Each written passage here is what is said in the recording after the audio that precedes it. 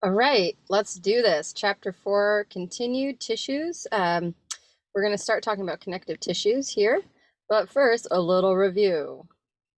So we've got the main functions of the epithelial tissues that we covered previously.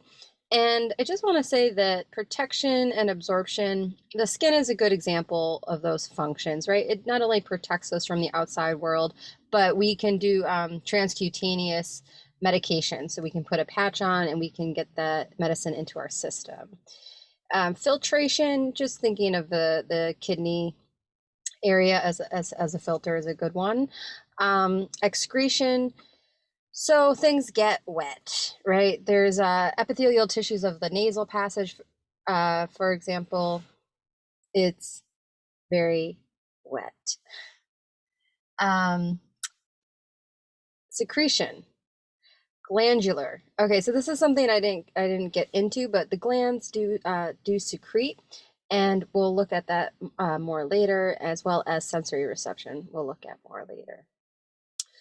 Here we go. Moving forward. Oh no, sticking with the past. Clinical homeostasis. This was the last part of the last lecture, but again, right, cancerous cells are not contained by the basement membrane like other cells. They penetrate the boundary and invade underlying tissue. This is causing this results in the spread of cancer. Um, Again, we will look at this more in detail, but I'm telling you now there are different types of skin cancer.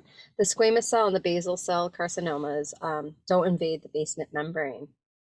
This might be an exam question because I keep going over it.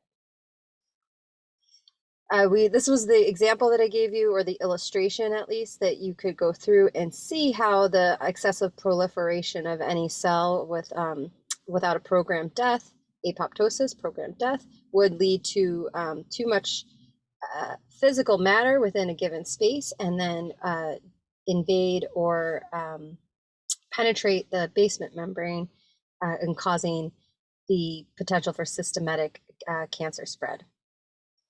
Now, new lecture material, connective tissue. It's the most abundantly and widely distributed of primary tissues. There are different classes and a lot of different functions. We have the cartilage, we have the bone, and we have the blood. So these are our categories that we'll work with now. This is a nice comparison chart from your book.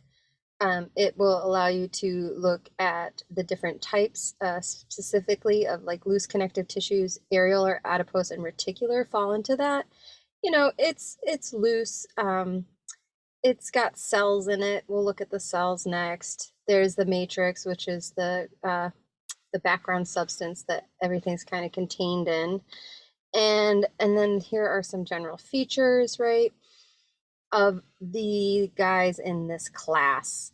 What happens when you read through here, it kind of get energy, fat storage, right? This is a characteristic or a general feature of adipose tissue. So it's not that that all of these have all of these. So don't let that confuse you, but I'm just pointing out the flow chart, and it's a nice way to categorize things. And then we have our bone, right, and our blood. So very good. Let's look at what they all have in common. So they all come from the mesenchyme, right? That's their embryonic origin. That's the beginning cells. There is a little bit of vascularity to a lot of vascularity. So bone is going to be most highly vascularized. And if you can bring to mind the bone cell with that dark circle in the middle on the microscope, or the microscopic images, that's where a blood vessel runs through, right? So that means the bone itself is going to have a lot of vascularization. We have a misconception that bones are like hollow or dead, but that's after. That's after the biology of the human anatomy has run its course, and everything decomposes, the bones start to dry out. Okay. Cartilage, however, does not have vessels penetrating or running through, and is considered avascular, meaning without vascularization. Cells are suspended in the extracellular matrix, which is a protein sugar mesh. Um, so the cells have to live somewhere. This is where they're living. And all connective tissue has cells in it, and it also has that matrix to contain the cells. So what is that? I have down here, it says ground substance, right, plus fibers equals the extracellular matrix. So again, it's that that background sugar mesh, right? In addition to fibers, and we know that different cells secrete fibrous tissue, or maybe we don't know that. Here we go. And what this allows is that the the structure of the tissue itself is supportive. It can bear weight, it can withstand retention, and it can work. You know, it can go through its daily life of what it needs to do because it has the integrity or the scaffolding or the framework, right? These fibers and I want to say buoyancy because it's that background substance, but it's a bit of a cushioning, if you will, to allow for function. What's a site, right? Site means cell, blasts.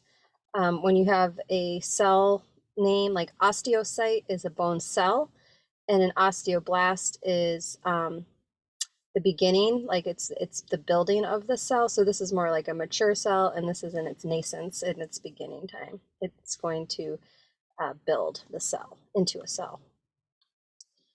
Oh, individual exercise. So maybe not yet, but maybe you could come up with how epithelial tissue differs from connective tissue. Let's pause and think about that. Okay, so I hope you had a good think. If you haven't paused the video, it's not too late before we move forward. And yeah, always good to exercise the brain, folks. Always good. Next. All right, we mentioned ground substance. I mentioned it was a gel-like material. It fills the space. There's interstitial between uh, between spaces fluid. Cell adhesion proteins, that's what's kind of gluey. And then the protoglycans or the sugar proteins, that's what's kind of lubricating. So the fluid is lubricating, and the sugars within it all gives it a bit of a lubrication effect. I know we usually think of sugar as being sticky, but not at this level. Water is also trapped in varying amounts, affecting viscosity. This word viscosity is how thick or thin a fluid is. So something that's more viscous would be molasses, has a higher viscosity than water. If you don't know what molasses looks like or tastes like, then we could say honey. Hopefully honey is a bit viscous, more viscous than water.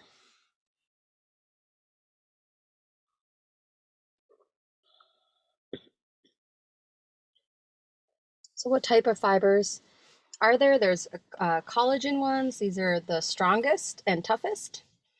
There's elastic. These are the stretchy ones. And then the reticular ones. They have a bit of give and they have a bit of structure. So they're more like a givey net of collagen.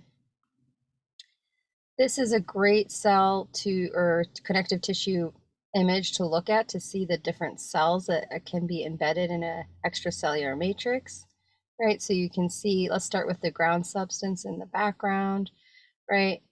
We know that the fibers are part of the extracellular matrix. So these two things together create this one.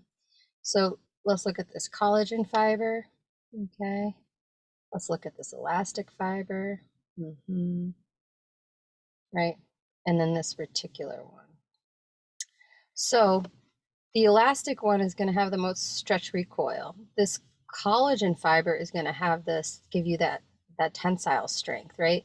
And then the reticular fiber kind of falls somewhere in between with that, but has like a webbing stretch effect, and then it allows to withstand tension. So the webbing itself, they do this in helmets now. Yeah, that's really cool. It's almost like a reticular fiber network now that they're putting in the underside of the helmet. So when you crash, it disperses, if you crash and land on your head, it disperses the weight or the impact uniformly as quickly as possible. So that's interesting. I never made that connection before, but I'll try to get you a picture of a helmet. That's fun.